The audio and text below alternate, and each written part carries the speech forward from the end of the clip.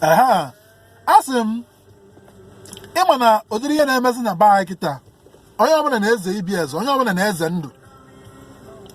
Ọ dị ka mgbe anyị nọ n'Ọnịcha so n'ime ahịa bụ ihe ahụ ndị baro ndị a na-akwa baro na-ebu ibu wee gbakọ ha dị mmadụ ịnọ wee nọrọ na-eri ọkpa. Ha gote ọkpa debe ya n'elu ihe na-eri ọkpa na-akụ ebe ahụ a na-emekwa kọọlụ ebe ahụ.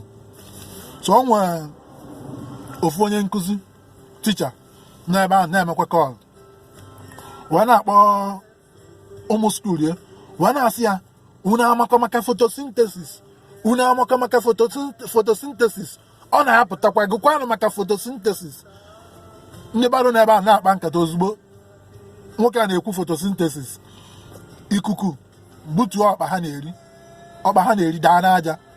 Ndị baro niile amanyicha bejidie na-eti ọ ya agwa anyị ihe bụ fotosintesis ma ihe ọmụmụ ya ọkụ ebe a ọ ya agwa anyị ihe bụ fotosintesis ọkwu fotosintesis ọkpa anyị na-eri ada na ọ ya agwa anyị ihe bụ fotosintesis. Tupu ije amụnye na ndị mmadụ agbakọ ozugbo mbịa a na-eti anyị akụgbu ebe atọ ọ ya agwa ihe bụ fotosintesis.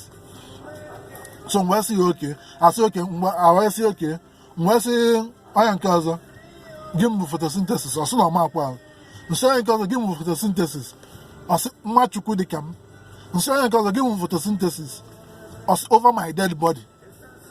Ọ ya agwa ihe fotosintesis ọ na-agwọ ọgwụ this guy na-agwọ ọgwụ ọ ya agwa ihe fotosintesis. Wee sị ya n'ofu wee sị oke mgbacha ka mgbazi na ihe fotosintesis asị oke mgbasa nkụ gwa ihe fotosintesis. Wee sị na fotosintesis dị ka onye na-ese foto kama na ọ sịkwa na unu na-ese foto mana fotosintesis dị ka onye na-ese foto iburu foto pụta efu nta na-ama ama esintesis na-ama ama ha chelu isentesis foto onye maka a na-akpọ fotosintesis. Ndị baro asị oke ịmakwa na anyị che na onye incantation nwanne otu aka esi wee kụwu this guy isi ọgba Sanko FM as I'm all the way from Los Angeles, California, USA. Ka emesịa.